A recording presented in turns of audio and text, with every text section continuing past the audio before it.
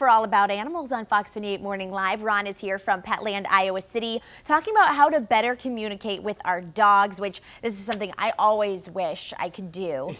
And we're going to learn about it today. There is a tool that we have to use, and it's right in front of our face. It's so easy to do, but if we use it effectively, we can really work with our dogs to figure out, how can I get them to do this or that? And we were asked, I was talking with you about what motivates, or what is something that your dog can predict that you're going to do every day of the week. Feed them. Yeah. As soon as I go over to where the bulls are.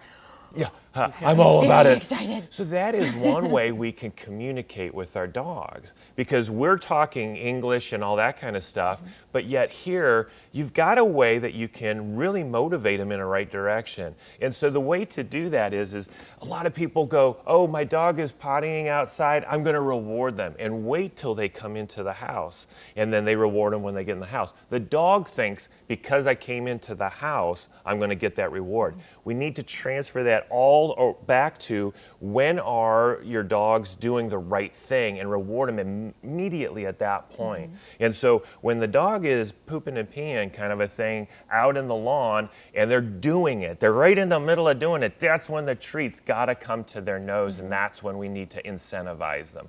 If you wait till the house, they just think coming through the threshold or something is that. I've had customers where they'll say, yeah, you know what, I know exactly what you're talking about. I give them the treat when they come through the door, they go back out the door and come back in. So they were training them to come through the door. So it's really important to do that. Repetition is critical. So the more you repeat that, the more they start going, oh, so when I'm doing this little squatty thing, I'm getting a reward. Then frequency, so repetition, and then consistency would be the next thing. So every time I do that, I get this reward. Now, 3 months from now, you can back off of the treats and go to something else. So it's not always about the treat. So consistency, and then always keep it simple, because once you figure out this strategy, you're going to go, oh, I can get my dog to do this and this and this and this. Break those complicated things down into something simple steps to do that.